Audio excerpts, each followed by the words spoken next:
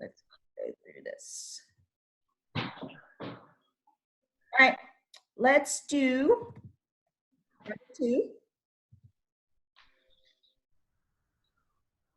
So last week we had talked about doing a Prezi, and when we left, I had, we were talking about how it was a lot of work, and so when I revisited your schedule, I realized you only had about 4 more weeks. So I figure we're just going to convert back to the original plan.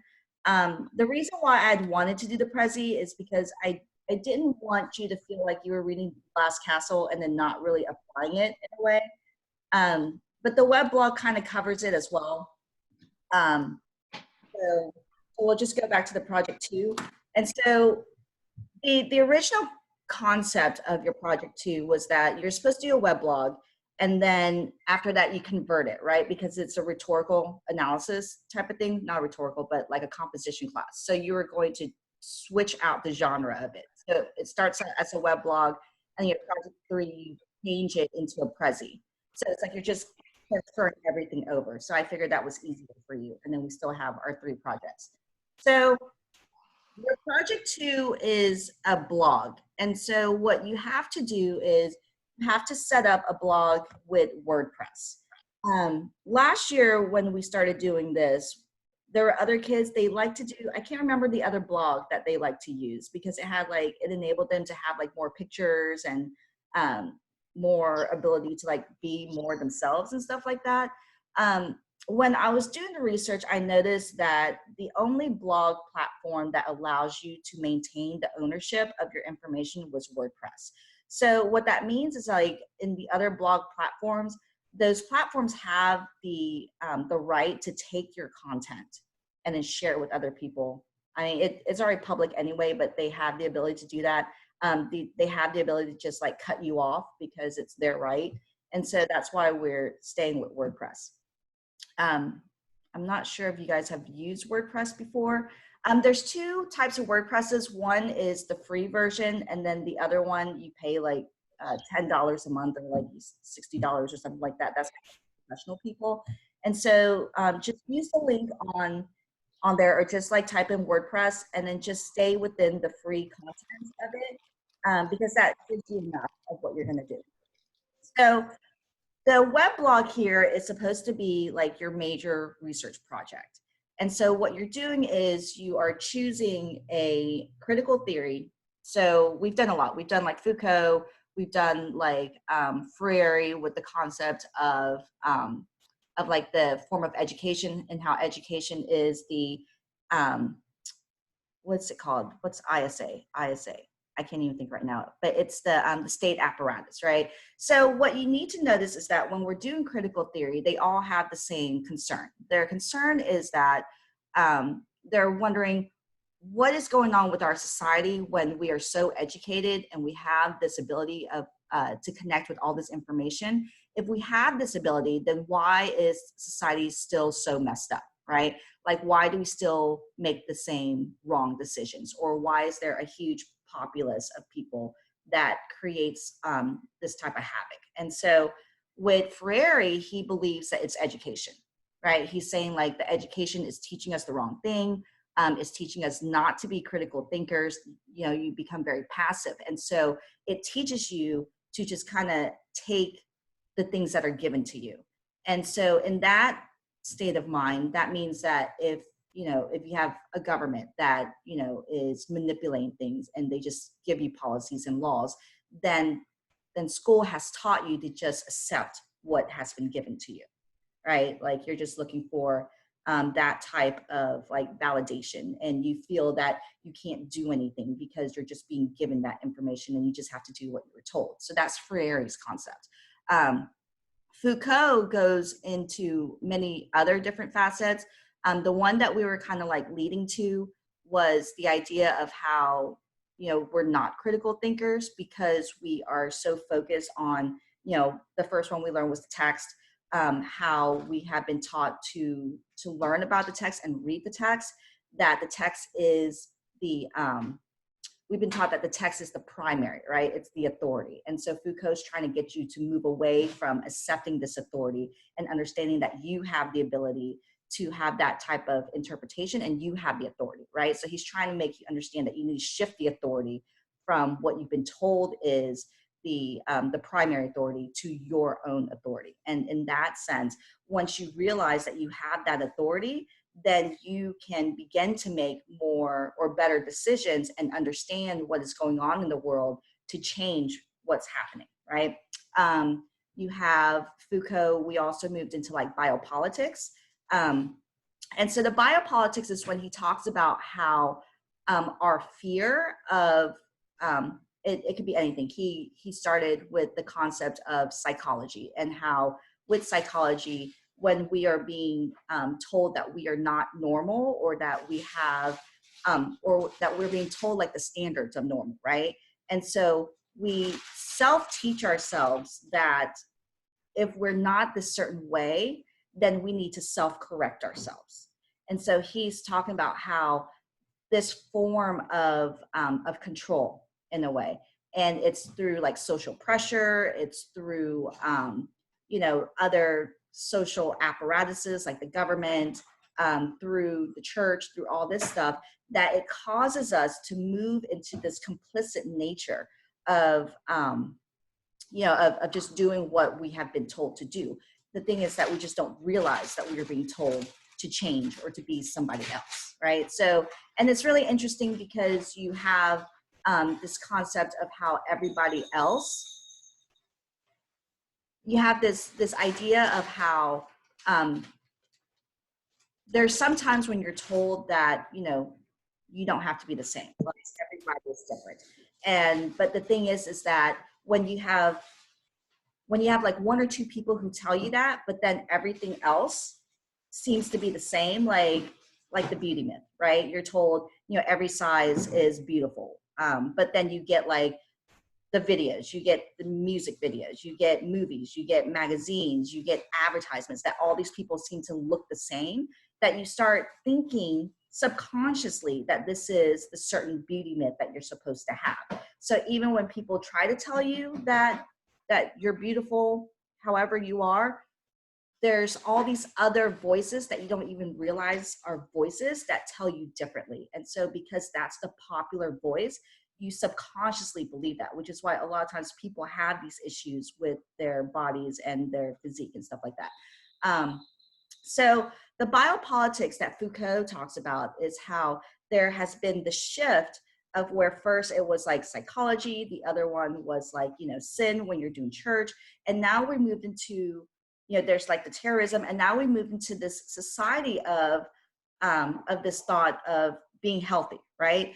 And so we start having the standard of what you're supposed to do. You're supposed to exercise at least 30 minutes a day. You're supposed to, you know, eat healthy. You're supposed to have all of these scientific backing of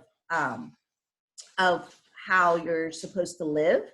And so that's where it comes into biopolitics.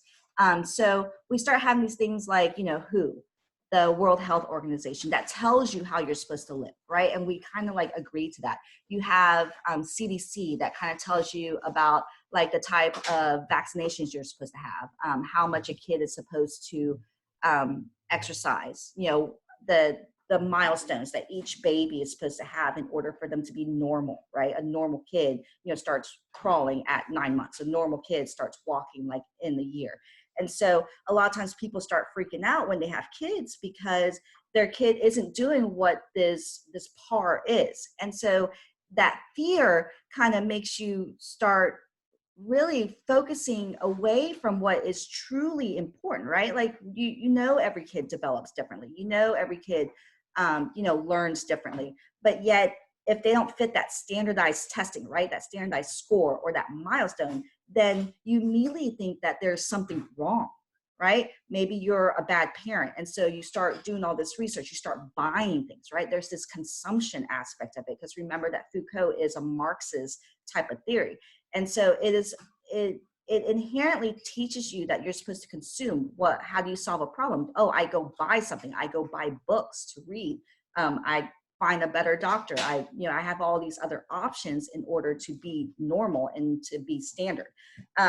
So we move into the health, right? Because think about how Derrida talks about how we shift our focus of what's important. And so now we're in the society that we're very focused on health, and you start seeing like these pandemics. And so the reason why Foucault calls it biopolitics is because it becomes this social desire that we change our policies in an effort for our own health.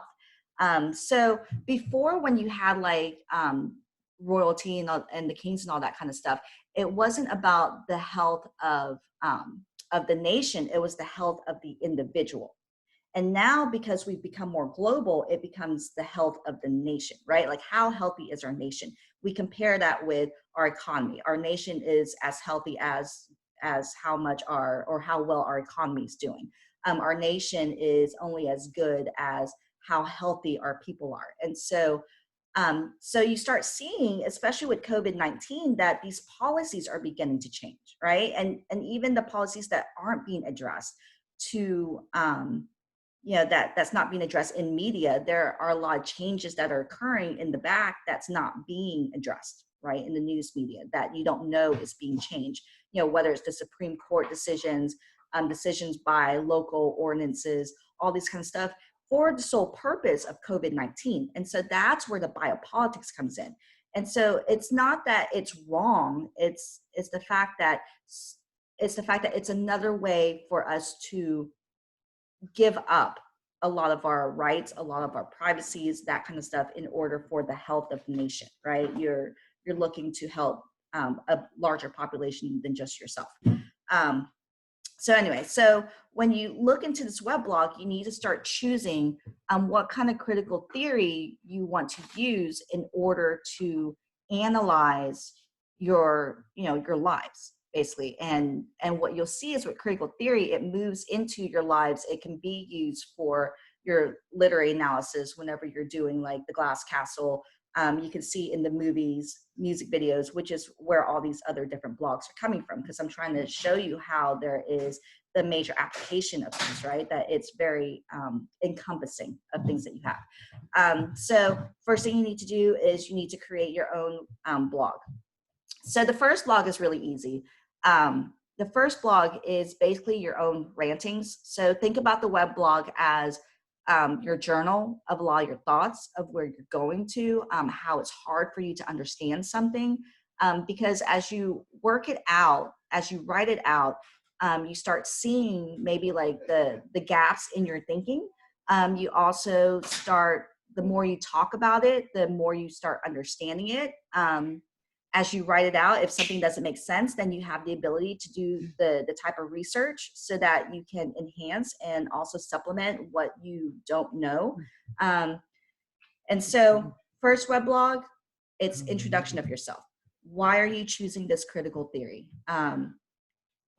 Why, what is it about the theory that is interesting you? So you have that there. You can also use Derrida. You can go full blown Marx, and then just and look at some other aspects of it. Because Foucault is Marxian. You have Walter Benjamin, who coined the term hegemony, like the superpower kind of thing. So it's going to force you to kind of like go deeper into one specialty of your critical theory. I'm not expecting it to be like completely amazing where you know more than me. It'd be great if you know more than me, because I really want to learn and see where you're coming from, which you probably know more than me anyway. So so what you have to realize is, with each blog that you write, it has to be between 250 to 750 words. So these are like little response papers. So think about it how you are responding to Marx, you're responding to Foucault. This is not really like the place where, if you choose a theory, you're choosing a theory so that you can argue with it. You're choosing a theory because you are interested in it. So if there are gaps in the theory, I would suggest that you point out those omissions or those gaps or things that you disagree with, because in that aspect, it enables you to create your own ideas, right? You have to remember that these theories are theories, right? They're people's ideas that they've done a lot of research on. Yeah, so these are theories that people have actually thought about, they've done the research, but it doesn't mean that it is it's perfect, right? There are things where maybe it's not universal, it's not supposed to be universal. And so think about like maybe some aspect of society or something that you've read or something that you believe that doesn't fit into it. And that's what we call the omission. And that's when you start going into like a discursive process of it. It's when you argue with the theory, you know. But before you argue with the theory, you have to know the theory. You don't have to know it inside out, but you still have to do a little bit more research than what you got from the class, right? And the articles or things that you've read for it. So, so blog 1 is the introduction. Blog two is where you are going to insert like your research. So, you know, you're going to need to tell me, you know, what you're used to. So the biography, who's this person? You know, who are the certain famous people who are, you know, very prominent in this type of theory. So like if you want to do Foucault, you have like a whole bunch of other people who've studied Foucault, who've used Foucault. You know, there are a lot of books like, you know, the epistemology of, you know, HIV. And so there are about, you know, 20 scholars who've used Foucault in order to study HIV, such as, you know, there's other people who've also looked into his concept of surveillance with the panopticon, you know, the Jeremy Bentham kind of concept where he's talking about prisons and you know, the purpose of prisons in our society now. So 1 is introduction, 2 is biography. Okay, so in the second blog, you also have to, you know, really try to give like a synopsis of your theory. You know, what do you understand about it? Use Wikipedia. You know, get as much as you can from it. You know, use the encyclopedia. Use all these other things that you're looking. Just don't copy and paste it. You know, like you can paraphrase it to help you understand it. Just don't copy and paste it. So, blah, blah, blah. So those are the first 2 that I mean, I'm hoping that you start working on it because it does end up being a lot. Next week, I'm expecting the first 3 blogs from you, and that's going to be part of your assignment. So because this is a major project, it's also going to count for a lot more, right? So it's going to be like your major project. I put it down as 200 points. I'm thinking I may need to do it as 300 since we're cutting out like, since we're kind of like trying to cut out the final. And then it's also going to be where I post assignments, like I'll post like blog 1, right? And so at that point, you have to copy your link of the blog 1, and that will be your assignment. So it counts 2-fold, right? It counts as your assignment as your process of doing it, and then it also counts as your final product. Does that make sense to everybody? Okay. So 1, 2, 3. Your third blog is going to be in the news. So after the first 2 blogs, this is where you start applying your critical theory. You're going to look at whatever's in the news. So whatever interested you. So if you want to look at, you know, Katrina, you want to look at Harvey, you want to look at COVID-19 right now. You want to look at Epstein. You want to look at, you know, why they do shows on dogs, you know, whatever it is. You're going to start deciphering, you know, this aspect of society with your critical theory. So, you know, the most prevalent one right now would be Foucault, biopolitics, and COVID-19, right? You start seeing why is it that this, like the news media is so focused on it. There's so many other things that's also going on, right? And, you know, that's kind of like where Chomsky's kind of coming. So you can also look at, you know, Derrida with COVID-19. You know, COVID-19 is like this elusive, imaginary kind of thing. So remember when we had the PowerPoint with Derrida and we talked about like the virus and how Derrida's concept of the center is like a virus, right? It just kind of like dissipates, but then it exists. But then it only exists because, everybody else is talking about it. Everybody else is afraid of it. The concept of people dying and stuff like that, that is, part of the understanding and the knowledge of the virus, but it's not the virus itself. And, there's a lot of different theories that talks about how, the medical industry still doesn't know what the virus is, right? They're still trying to figure out what's going on and they can't pinpoint it. So it's a very elusive nature. And then, you can also talk about like COVID-19, if you're looking at Derrida, the concept of fear itself, Derrida had talked about how it moved from the concept of truth, and then you have God, and then you have like the psyche, like what is the truth, right? So at this point, the fear becomes the truth. Is there truth about the fear? What is the truth about the virus? Why are we so fixated on this? It's sadly, it's a very normal thing, especially in our society, because we are very sanitized, or we have the belief that we were sanitized, right? Like with all of the hand sanitizers, the Clorox wipes. There's a lot of discussions where there were a lot of babies who didn't have a very strong immune system because of the fact that the moms kept on cleaning off all the bacteria and all this kind of stuff. So you start ending up having like this super virus kind of thing that we, don't know what's going on, because we've cleaned out like all the different types of bacteria, like even the good ones that help us out. But at the point where you start clearing off the bacteria and the viruses, your body starts losing that type of immunity to the different viruses that could actually happen out there. And so, this is where you start having like this pandemic. There are other angles to it, right? Like maybe we're not very clean, and something's going on. Or perhaps it's the concept of, if you want to go into neoliberalism, where we have this global economy and how we are so connected in a way that the connection also causes this pandemic, right? It makes it fly or go through our society much quicker because, we have so many interconnections with different countries and different people. Perhaps it's also the idea of how we don't have enough, we don't have enough policies against it. I don't know about the conspiracy theories about making up viruses. If you can also look into, you can also look into the concept of how we're so innovative, right? We're so innovative, we're all about progress, but we kind of like also shift the focus and don't realize that every time we progress somehow, other things also progress, right? And we tend to forget about that. So, that's where the blog 3 comes in, is that you're looking for something in the news that you're going to analyze. So what you have to remember is when you are doing your critical theory, you have to find like one story, okay? Just one story. Don't allow yourself to go down the rabbit hole of all of the different like videos and all this other kind of stuff that for you to understand, what's going on in the news. Your focus is to pick one primary text.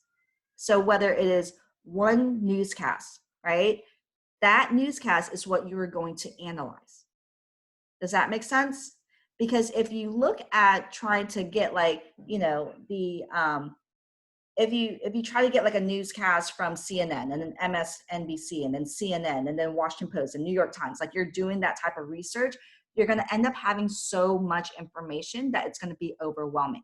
So like choose, 2 or 3 articles and then choose one that you're going to focus on for you to analyze, right? So it's kind of like when you're doing a literary analysis, you only want to focus on like one scene, right? If you're looking at like symbolism, you're looking for 3 aspects of it, right? You're looking for 3 pieces of proof. So it's the same thing with critical theory.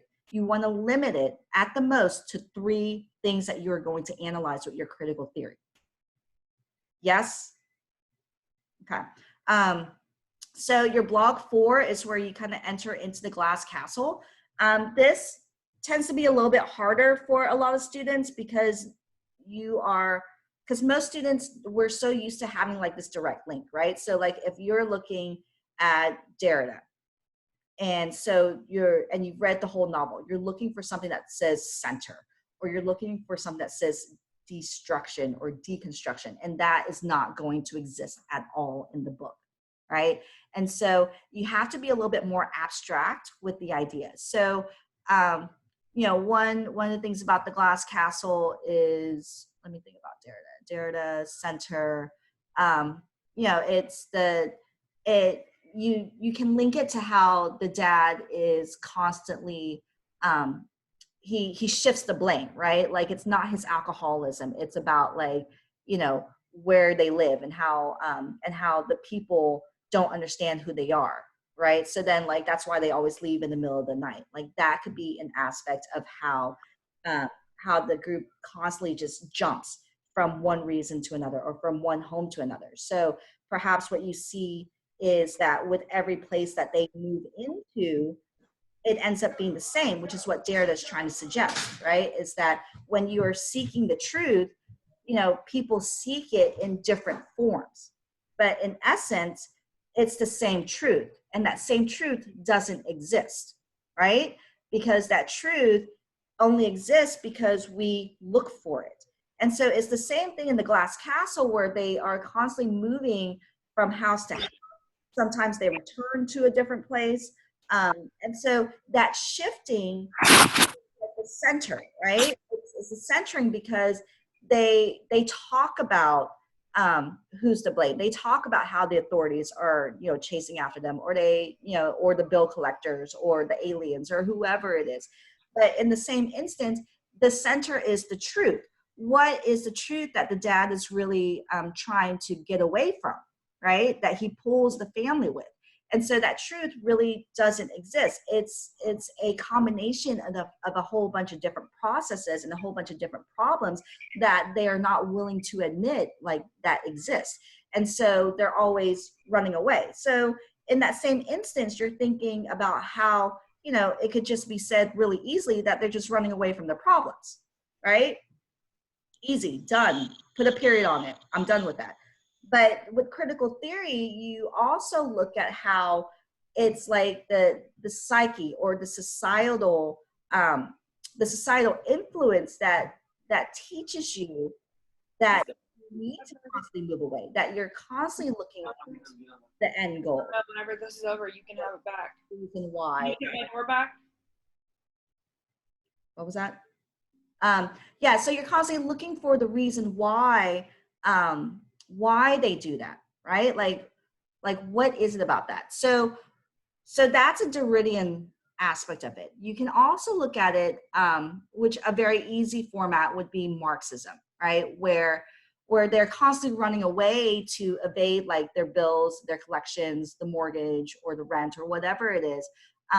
But in the same instance, the system kind of keeps them running away, right? Like, because the dad can't hold the same job.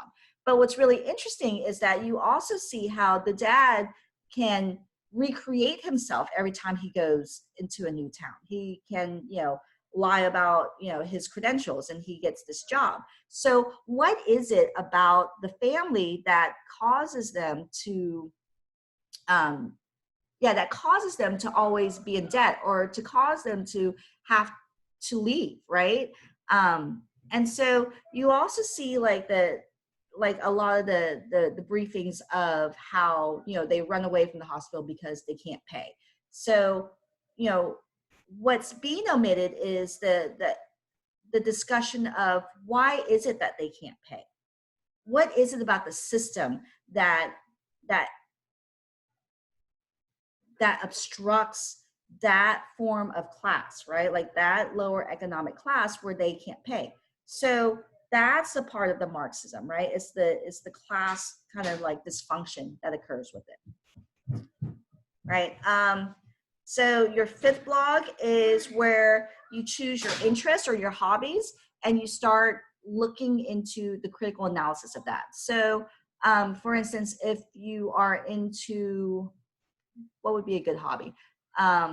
Sewing, right? I'm sure people are sewing face masks or something like that. So if you're into that type of sewing, and you want to look into like if you're doing like a Marxist kind of thing. So there are some articles right now that talks about like the feminism in it, right? Like how it kind of like connects with the gendering. And so gendering is also part of Marxism, because there is the complicated combination of how, you know, women with their traditional type of jobs, like, you know, sewing or, you know, housework, house cleaning, that kind of stuff. So it's not just about like how women get like 79 cents to every dollar that a man makes. It's also the idea of the traditional gender jobs that exist. And so that could be a way for you to enter into the idea of sewing and what's going on right now, if that's like the type of hobby. Like, and it's not questioning like why do you do it, or that it's bad, or that because you're a woman and you like sewing that you should stop. It's just, you know, you're just theorizing about that. So that's something. If you're into like exercising, if that's what you're into, or video games, you know, look into like a certain video game that you like to do, or a certain platform. Like, you know, my kids like to do Roblox, which is horrendous. Or they like to play Minecraft. That's crappy too.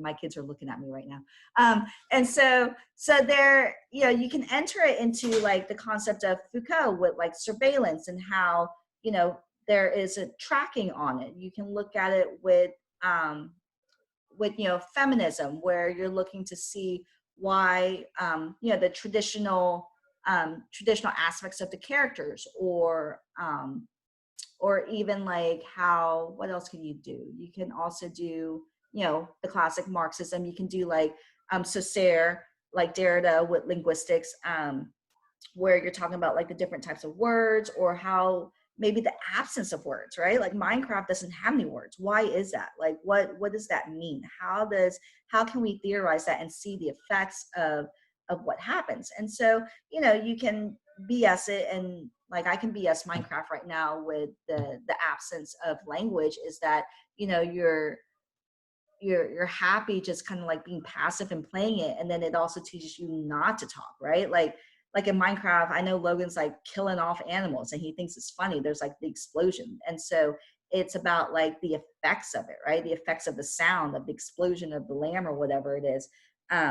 And so in that aspect, it also teaches you to be a lot more passive, because you start getting used to just the sounds, and you drone out any type of words. And so he's like being taught to just kind of like, you know, keep out any kind of words or any kind of sayings or what people are talking to him about.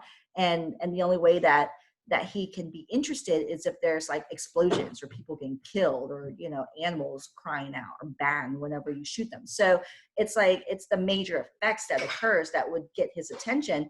But it's also very impulsive, because it dies away, right? It's like this consumeristic aspect. Like it's like the gaining of this money, but then in the same aspect, you know, it goes away so quickly. It's like this impulsive buy. It's like an impulsive effect. And so in the same in the same instance, it also desensitizes him to that kind of thing. So I don't know, maybe like a serial killer. Maybe my son will become a serial killer. I don't freaking know. We're gonna have to stop having him play Minecraft. So the last blog that you have is where you choose like some type of TV show, or Netflix series, movie genres, a TikTok that you follow. So this is just another aspect where, you know, whenever you enter into a blog, where you have to analyze it, where you have to apply your theory, the first thing that you have to do is you have to create the timeline, right? You have to understand, how did it start, and then, you know, how has it shifted and turned into where we are now? And then from there, you start seeing like perhaps the influences of things. And when you see the influences, you also see how society has changed, because, you know, the video game, the movie becomes the product. It becomes like, you know, the reflection of your society, and why is it that we continue to watch it, kind of thing. You know, TikTok can also be like a hobby. I think a lot of you guys do TikTok, that kind of stuff. So those are your blogs. Remember that when you're doing a blog, you have to like have pictures. Be sure that you have your links. Like if you and it's part of like your works cited type of thing. So if you had read some kind of blog somewhere, there are a lot of blogs in WordPress that can help you with your theory, because people have done it, not just people in my class, but you have a lot of like graduate students, a lot of people getting their PhDs who had to also learn this kind of stuff. So you can get a lot from that as well. Go ahead and include those links, right? Share the information. This isn't about you just putting out something just because you had to do it. It's also for the effects of helping others to understand the theory more, because it's going to become more prominent, especially with what's going on right now. So whenever you are copying, pasting your URL into Canvas, whenever I set up the assignments, be sure that you click out of your editing mode. So like hit the home button, and then that will give you the link that you need to copy. And so, because if you if you wrote your blog and then you finished it, you submitted, and then that blog is still up, but then you copy and paste that URL, that is still in editing mode. And so whenever I click on that, it's going to tell me that I don't have access, that there's an error, that I need your permission in order to go in and edit your blog. So be sure that you get out of that editing mode and then you copy and paste. So it'll be like you edit it, you submit it, and then you go into your homepage where it shows like all of your blogs, and then you need to copy and paste that URL to me. And then, be sure that you understand that it's okay for you to really hate the theory. It's okay for you to be extremely frustrated. But with this frustration, you need to work it out. Don't just say like, this is stupid. I can't believe I'm doing this. What a waste of time it is. Like, I don't mind if you don't like the theory. I don't mind if you change your theory in the end. If you do change your theory, you have to like go back and redo all your other blogs, because it all has to come together. So in the end, if you end up not liking your theory, stick to it. But then in the end, just kind of explain, what, I've done this research on the theory, and, it's just not the theory for me, right? Like in my research, I started noticing like there are these other things that were more prevalent or more relevant to what I'm looking at. And so that's where I want to go, right? So the blog is, the combination of information and like a reflection or a journal kind of thing. And so it's okay to be frustrated. It's okay to be upset. It's okay for you to write about it, right? It's okay for you to write about how, it's so hard to understand Foucault, and that's the main reason why people don't read Foucault. That's the main reason why there are gross misinterpretations of him. It's because it seems like he implicitly tries to be obtrusive, right?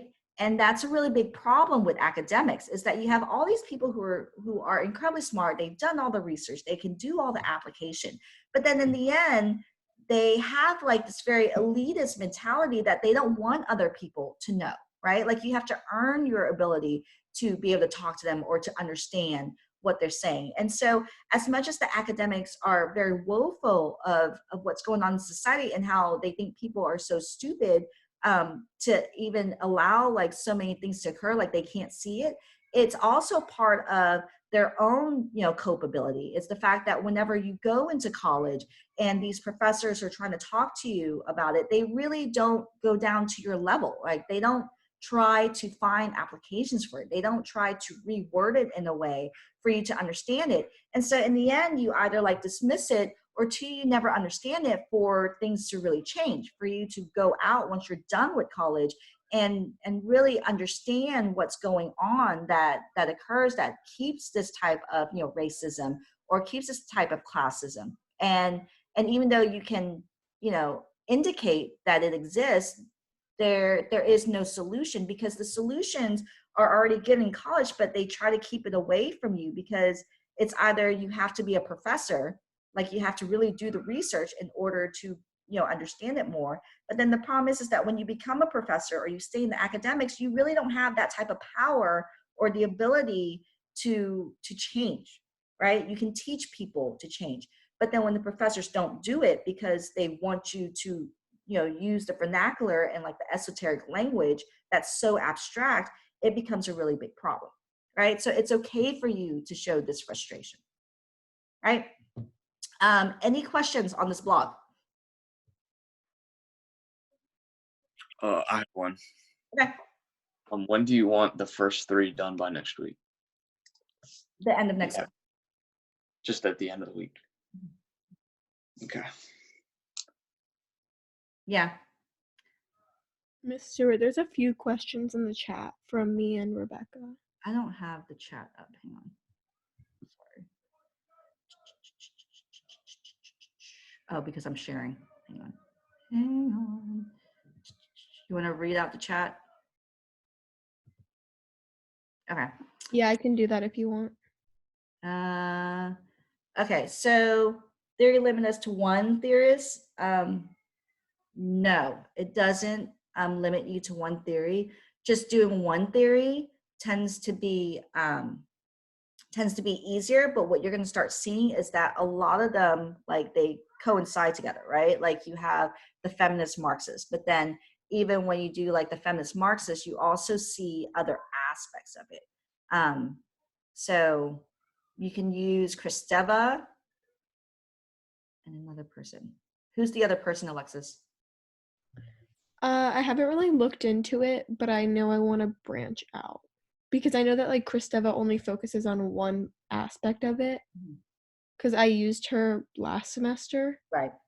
and I liked it, so I wanted to like branch out from her too because there's so many aspects about feminism. Right. Yeah. So, Yeah, you can use other people. You have what did you like about Kristeva? Is it the concept of the abject? yeah, I really liked that. Honestly, there's a lot of things about her that I couldn't really remember because it was like 2 months ago. Uh-huh. But I remember that I really liked her take on it and how she thought it was about like how women look and how kind of like what you were talking about a little bit. So I Right. wanted to go into that, but also like power of women, not just how they look and Okay. like social status, stuff like that. Yeah. I'll look into it. Okay. Yeah, you can use Kristeva. Kristeva is a deconstructionist. So she's very Derridian. And so she kind of combines it. I don't know if that turns you off, but she and Derrida were very close in as friends and like as professionals. So they have like a lot of the same concepts. Rebecca asked about Chomsky's media theory. So you are more than welcome to use Chomsky's media theory. You're more than welcome to use other theories that we haven't discussed. Like we didn't get to like the systematic racism. I don't know if we're gonna have time to do like neoliberalism. I would like to do neoliberalism. You like gendering, that kind of stuff. You can use whatever theory you want to do. Like if there was something that popped up in your other research that you found was more interesting, you're more than welcome to do that. The MLA citations, it is an MLA formatted type of thing. So you're gonna need to do citations. Whenever you're doing the blog, what it is that you just kind of like put the citations at the bottom of the blog. When you're doing your Prezi for project 3, you're just gonna have a separate bubble that has all your works citations. Any other questions? How long is each blog again? It's 250 to 750. So that would be what? 250 is half a page to a page and a half. So they're like mini essays. Hi, Sean. So you want them done by, or the first 3 by the end of next week?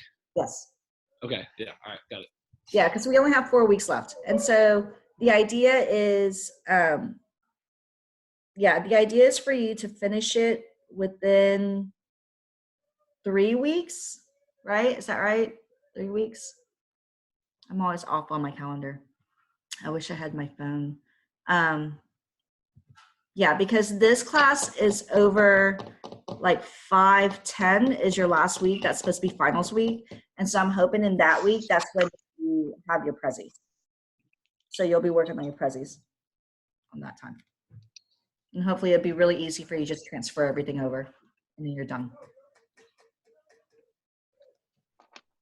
Anything else? Okay. Let's go and let's talk about Chomsky. Chomsky. Where's my Chomsky stuff? Let's see if I can find Chomsky. What's up, baby? Want to talk to the people about Chomsky? No, then you need to go outside. You're not going outside. Because why? You want to tell them what daddy did that would have upset you? No. Oh, I hear another kid crying. Okay. All right, so tell me about Chomsky. What do you guys think about Chomsky?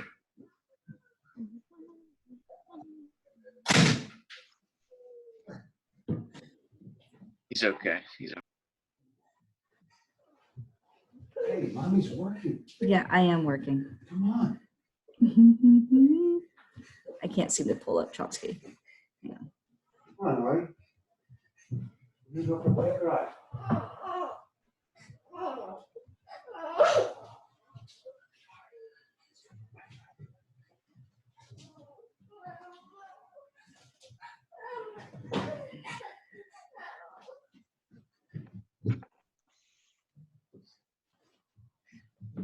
I know I can do that. All right. Okay, let me see if I can share this now. I know life is so hard, isn't it, baby? Life is so hard.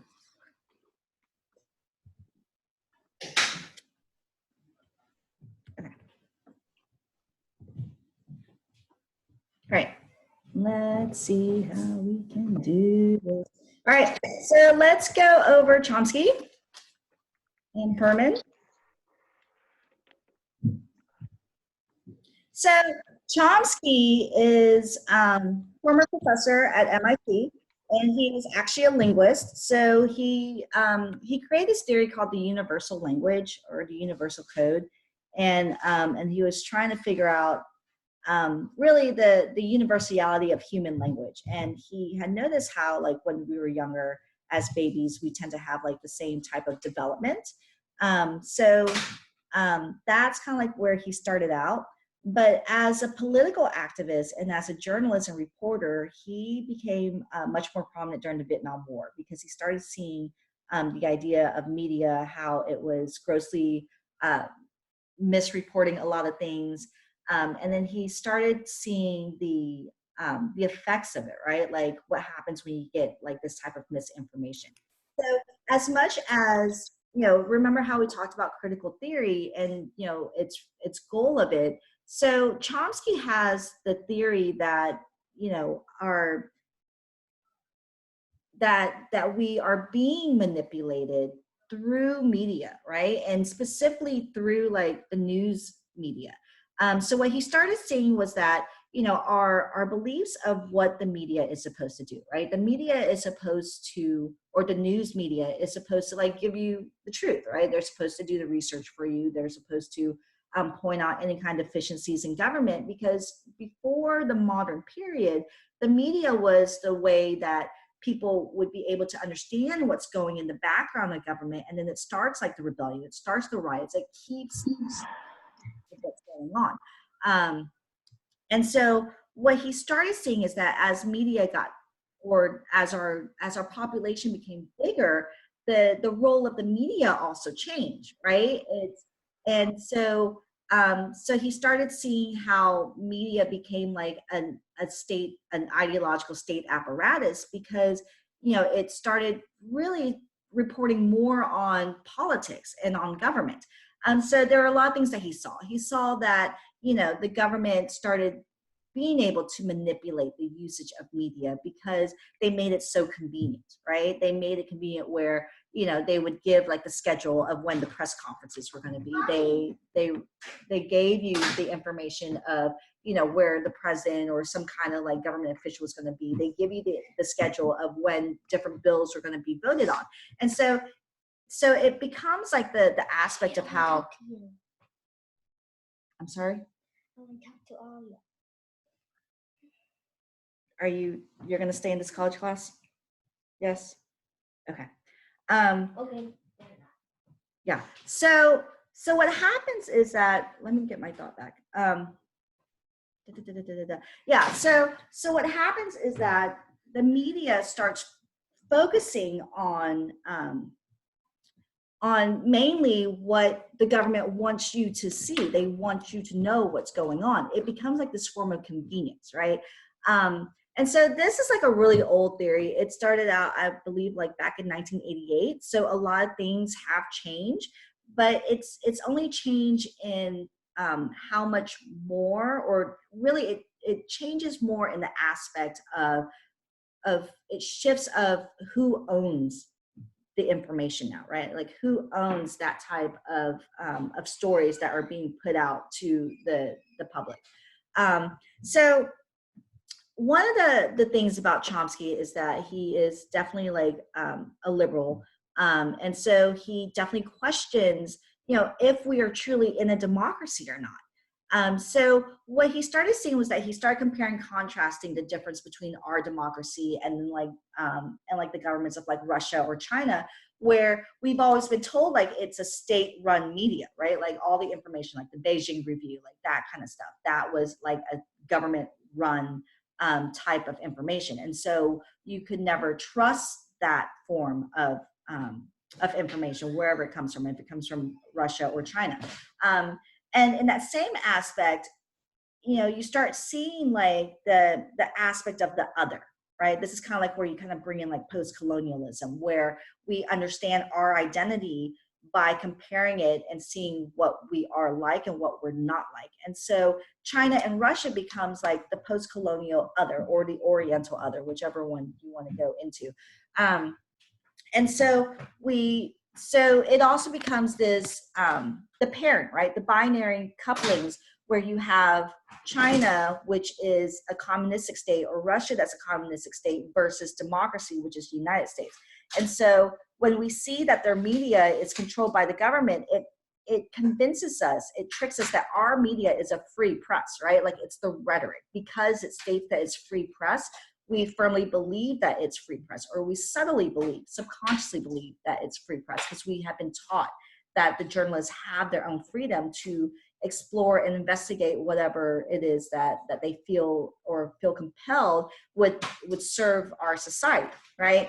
And so what happens is that Chomsky starts recognizing, and he starts doing a little bit more research on it to realize that the media starts having the angle of like the elitists. They start having the angle of the government or whoever is in control right now.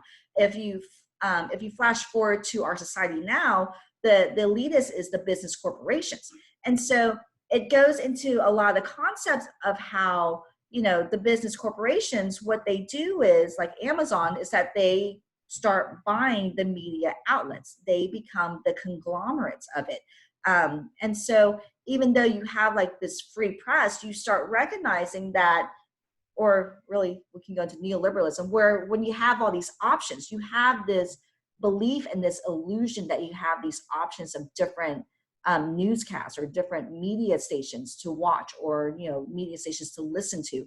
But in the end, you know, and I've seen videos of this, is that a lot of the media stations, they're owned by the same company. It's a huge conglomerate, right? And so because it's owned by the same company or companies, there's like maybe 2 or 3 that owns every news media out there, is that the stories are the same, right?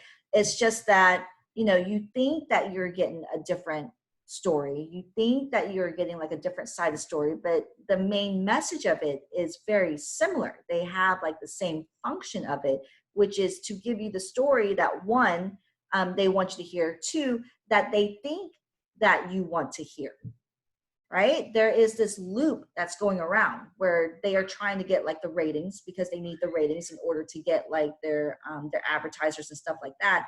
And they're trying to sell like this type of lifestyle to you. So they have to like really filter out, what are you interested in? What's going to keep your attention?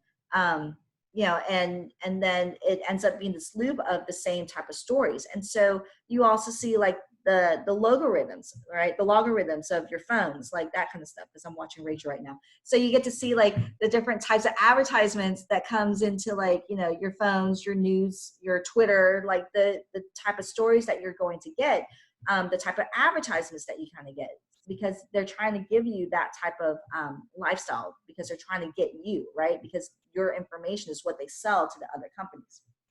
So one of the questions that Chomsky enters into is the question of what's a democracy? Like, what is the purpose? What would a true news media outlet actually look like if it was a real democracy?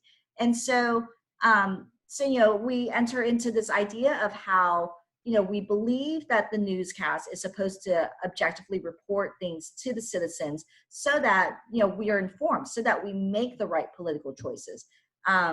And then its other purpose is to, keep in check for the government. Like, even though the government has the checks and balances, you're starting to see that the check and balances kind of break down, right? And then you also kind of start seeing how it breaks down, and it continues to do that way because, the people aren't as informed as they should be through this type of news media. One of the things that Chomsky really likes to talk about is, one of the things that he says is the fact that the way that you maintain the population control in democracy is through coercion, right? You have to manipulate, you have to convince people that they are the ones who decided that this is the way it is. As much as we protest of what's going on, there is still like the convincing, the persuasion that we caused this to happen, right? If your person that you wanted for the president or for senator or for representative didn't make it or didn't get elected in, it's our fault, right? Because, we as a majority, or the majority of the voters, were the ones who made that choice. And so we who believe in like the concept of democracy and our elected representatives, we chose this type of lifestyle. We chose this type of life. And so it becomes like our fault in a way, our culpability. And so Chomsky would argue that, this is a mindset that we've been taught, whether it's through your government classes, through your history classes, through education. That's part of the aspect, but Chomsky really looks at the media and how as the media, convinces you, because that's where a lot of people get their information, right? You get like what's going on with COVID-19 through a news media outlet, even if it is Twitter, right? But even then, Twitter is a form of newscast, whenever you get your special tweets and stuff like that. And so he wants to say like there are a lot of things that are not evident. Like, we know that there's propaganda. We know that, the stories are constructed in news. We know that things are left out. But the question becomes like, do we really understand the severity of how the stories are being made? Do we really understand how much it's being manipulated for our understanding? And what is its true purpose for it? So as he enters into his theory, he also talks about how, his problem, right? Because we're going into a problem solving mode whenever we do critical theory. His problem that he poses is, why is the US news media failing, right? Like, the news media itself, its existence, its purpose is still there. Why are they not fulfilling their purpose? And so that's where he enters into his theory of the propaganda model. And it's a very classic concept of, you got to follow the money, right? Follow the money of who owns it, follow the money of who is advertising, because in this capitalistic nation, we live on money, right? Like, we are only as good as the profits that we make, or we're only as good as, the money that we save. It's not about the public interest anymore. People are not part of the formula to show your success in the capitalistic society. And so Chomsky starts noticing how there are a lot of like private interests and stuff like that into the media. And so he looks at, 5 different filters that a story has to go through in order for it to make it into media. So these are the different types of filters. There are many that goes through, that has all 5 filters. You don't have to use all 5 filters. This also comes from Lipman. I want to say it's Lipman who had actually started, or who actually figured out this filter, and then Chomsky and Herman just kind of like include it in their book whenever they're talking about manufacturing consent.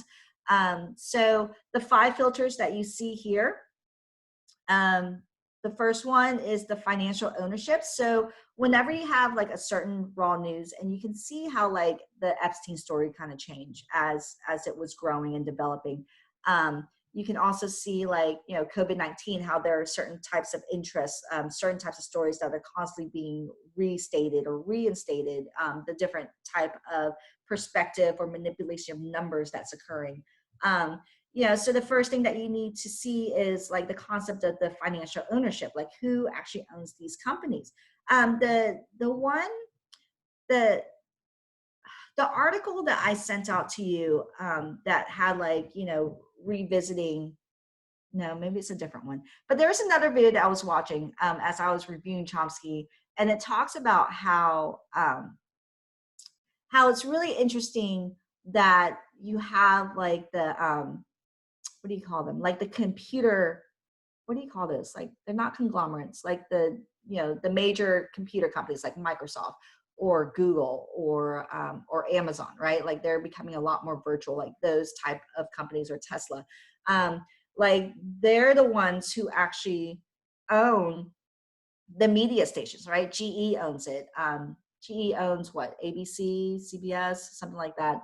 Amazon owns like Washington Post. You have like all of these major companies that we forget are the ones who owns it, because the news companies and the newscasts have been branded separate from these other companies, or because whenever they buy or they buy the news media companies, you don't really connect that it's owned by a certain company anymore, because you still have the distinction of news. Like we compartmentalize like what is like the news company versus like Amazon versus like GE or like, whatever other companies like Microsoft. We compartmentalize its different purpose. And so we think that there's not like a real infusion of what's going on. So, Chomsky would talk about how like the financial ownership, depending on who owns the media outlets right now, there are a lot of different things that they are promoting. And so it's not just the advertisements, it's the lifestyle. So, when you kind of like look more into the news after this, you start seeing like the message. What are the things that they're trying to sell? What's the type of lifestyle that they're trying to sell? Right now with COVID-19, you start seeing the lifestyle of how you're not supposed to go out of the house. So if you don't go out of the house, you have to start using a lot of delivery services. You have the Amazon delivery, Instacart. You have it forces like the grocery stores to start delivering more, or you have like the pickup kind of services. So there are other companies that have the ability to gain things, right? Like Microsoft can gain a lot of things. Like Microsoft Teams is a huge thing right now. Zoom, like all these computer virtual things are starting to get more more profitable as people have the need from it, right?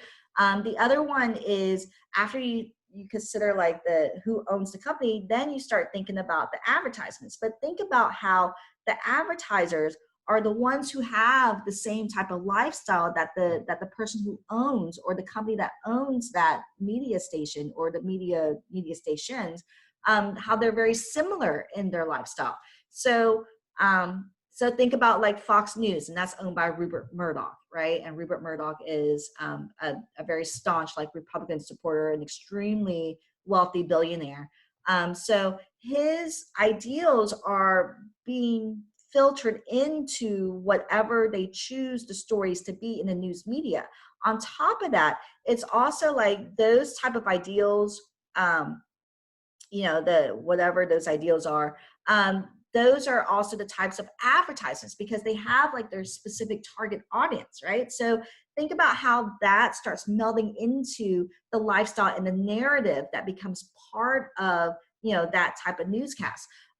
There is a lot of reliance on PR. So what this means is, what I had discussed earlier, where because there's so many stories that are occurring, right? Like there's so many deaths, there's so many, great hero stories. There's so many cats that are stuck in the trees. There's all these things that are going on, right? So many schools, so many like fights, so many whatever it is, right?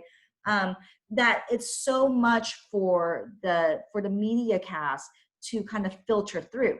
And so it ends up being where there is this convenience, right? They're looking for people to tell them the news. Like if you haven't noticed, like there's a hotline with your local news. Like they want you to email them to get them to come out because they don't know what other people want to hear in the news.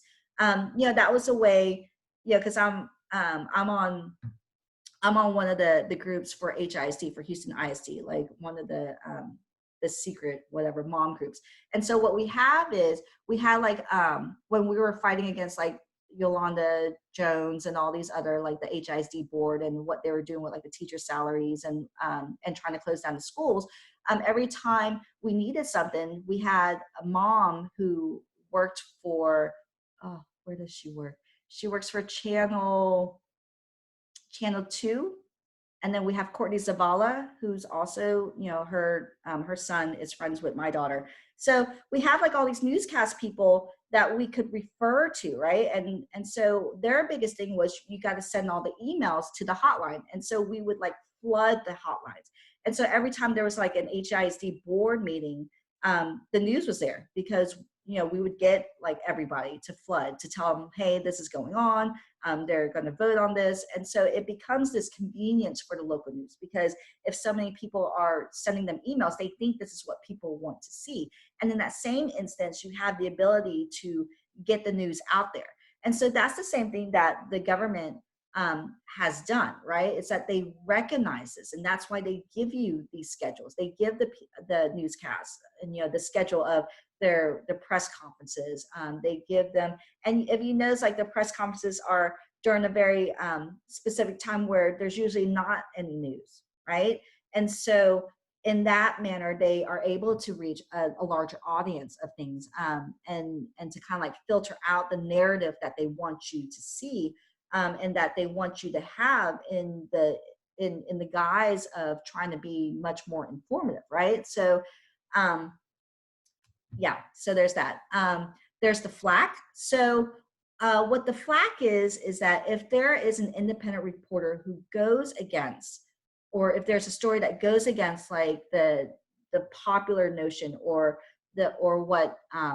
what the company wants the population to know, then you end up having this type of flack. And so the flack would be the easiest one is conspiracy theories, right? They'll say it's some form of conspiracy theory.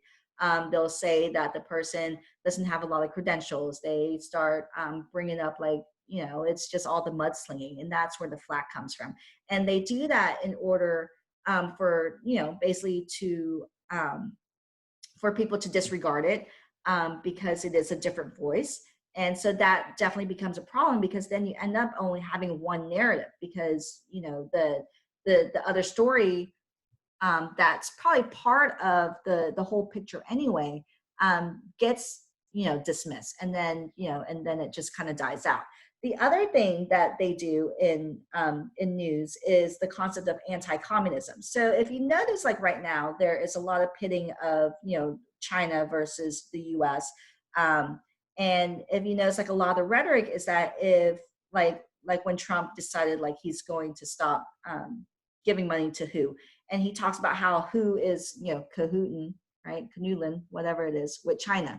And so that in its own instance is our own subconsciousness, right? Is that we fear this unknown. And so, that's the post-colonialism too, if you're interested in that.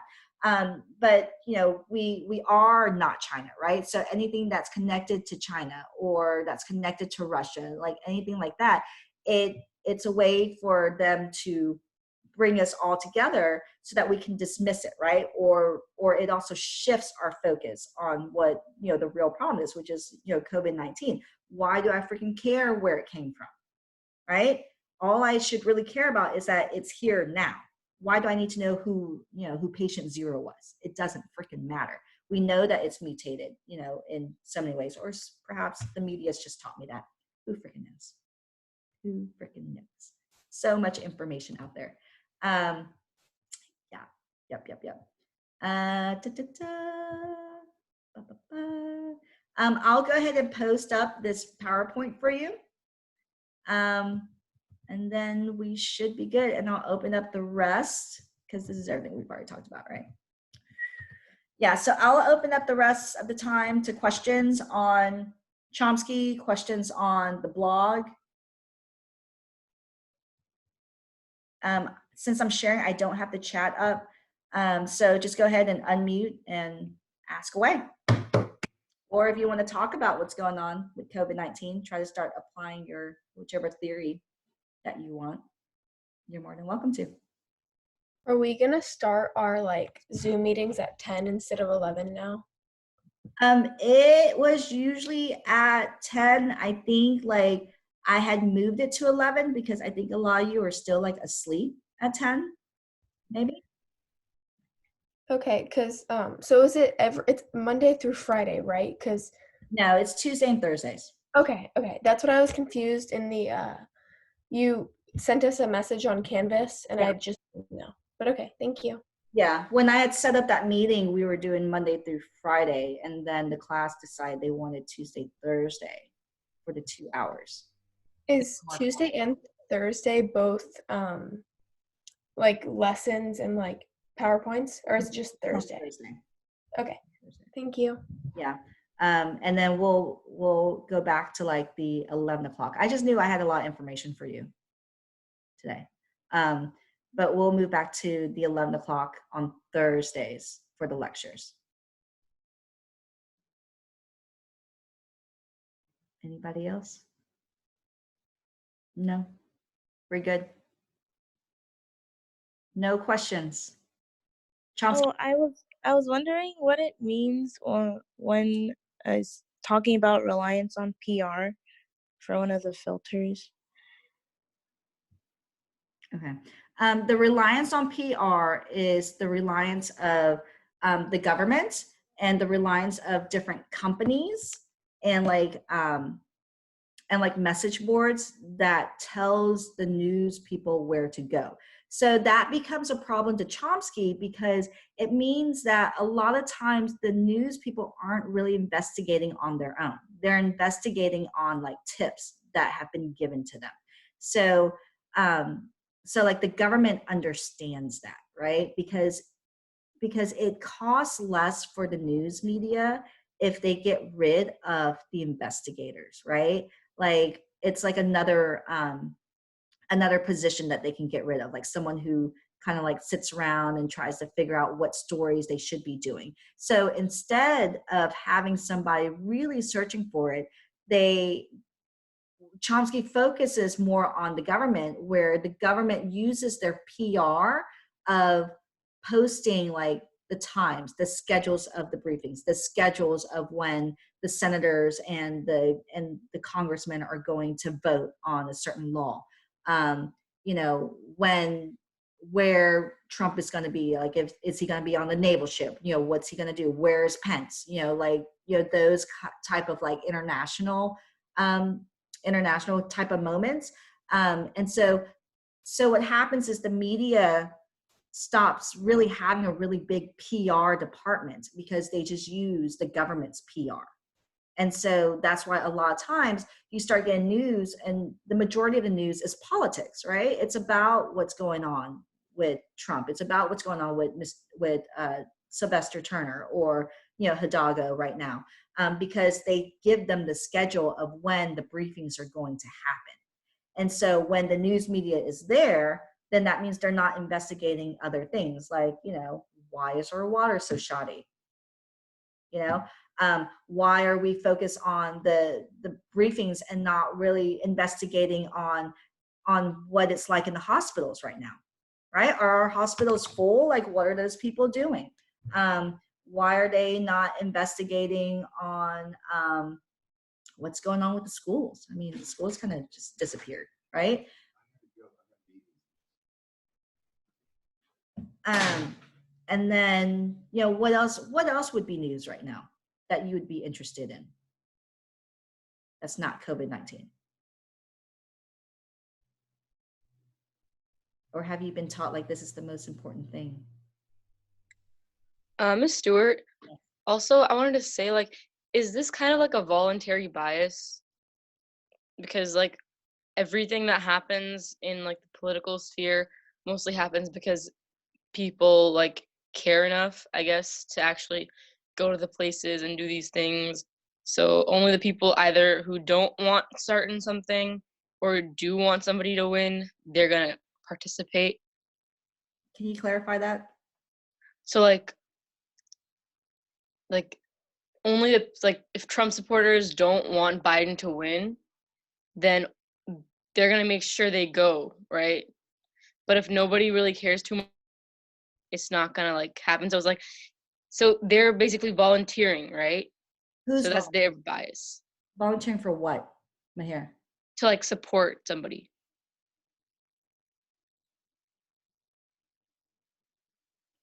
Are we still talking about PR? Yeah, kind of. Okay, so Because like if they get the tips from somebody else and they're just like waiting for them, so that's kind of like a voluntary bias. I don't know. Right. Yeah. Yeah, I see where you're going with that. Yeah. So, you know, a lot of the times, you know, the tips come from, you know, the people who have nothing better to do or people who have the agenda, right? Like when with my group of moms and stuff, you know, our purpose was to get the news into the HISD boardrooms and board meetings in order to keep them in check, in order to keep you know, other people informed in a way, and really for them to see us when we went up and talked and try to, you know, point out a lot of the deficiencies and corruption in HISD. We wanted people to see it, but it was very biased, you know, because we didn't know what was going on in the background. We just knew the product, that there was a lot of money being lost and a lot of schools failing. So yeah, maybe that answers your question. Yeah, so what would be something that that would be newsworthy right now that's not COVID-19? I mean, like how much can you know about COVID-19? Have you watched the news? It's the same crap. Same crap. Right? Numbers are increasing. We don't have enough ventilators. We don't have enough masks. We got to like do social distancing. How many more times can you be told that, right? Like at this point, if it's an hour-long newscast, why is it that, you know, 45 minutes of it is the same information? Why aren't they investigating other things? Like there's a lot of other corruption that was going on in the city.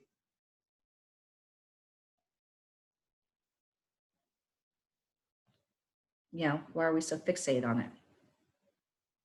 Which we should be. I'm not saying we shouldn't be. I'm just saying like there's also other things that are going on. Yeah, I heard that the United States is trying to pass a bill that ends encryption. Is that true? Or I don't know. Where'd you hear that from? oh, I don't know. I just saw it in memes. So I didn't like get it from any news sources because they're not talking about it. So I can't really do much research on it. Yeah, I don't really trust memes. Yeah. You know, definitely one of the lessons is when it comes to news that you have to be able to get like the US news, and you also need to get like the other perspectives on the US. Right? Like, and it doesn't have to be like from China or Russia or anything like that, but you know, look at, man, where does Rupert Murdoch not own the news? I really don't know. Yeah, so you know, you'd have to get it from other countries. I mean, I would suggest Al Jazeera, but even then, Al Jazeera also has his bias as well. And that's what you need to realize is that, these people have, or these newscasts do have their biases. And so that's why you're supposed to watch, various forms. And that's how it's supposed to be. But at this point, when we start recognizing that the newscasts are owned by like 3 major companies, how can you have, any type of really diversity of knowledge? How can you, put together the pieces to understand the whole story? That's where the problem comes in. And I guess that's definitely a problem when people stop reading news and they just kind of like sit around and watch news, or watch Twitter, or you go through Facebook if you're like over the age of 40 or whatever it is, right? The problem becomes that they use algorithms in the form to just give you the news that they think that you want to hear, right? Or like the stuff that you believe. So it becomes very biased. And then there is the illusion that everybody thinks the same way you do, right? Because you have all of these messages that have the same message that you believe in, that you kind of like forget in a way, and you don't get the whole story. Anything else?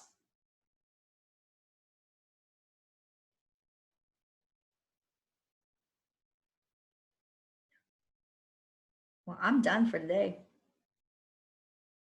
So if you don't have any questions, I'll convert this over. I'll post it on Canvas for you to see, and I'll post the PowerPoint. I am more than happy if you already have like some kind of idea of some critical theory that you want to look at. I'm more than happy to talk to you about that, or you can send me emails to ask questions, just to kind of guide you in that way. The exemplars are in the announcements, so I'll go ahead and I'll copy and paste it into the instructions again. That way it's easier to access for you. So other than that, we're done for today.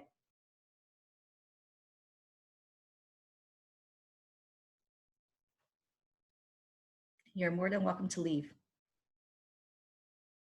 Bye. Stuart, Yes. am I allowed to use deconstruction as a critical theory for it? Yes. So one of the exemplars is Insha Moment. She was the valedictorian last year. Oh. She focused on Derrida. Like, she is so into deconstruction right now. So if you click on to one of her weblogs, you can see like how she used it. We don't have like our blogs, I think, yeah, they're different. They're all different. And other than the first and the second one that you have to do, their blog topics are different than yours. So I would definitely look into that one. But yeah, I love deconstruction. You can totally use that. Thank you. You're welcome. Good to hear from you. You too. Anybody else? Hi, Vincent.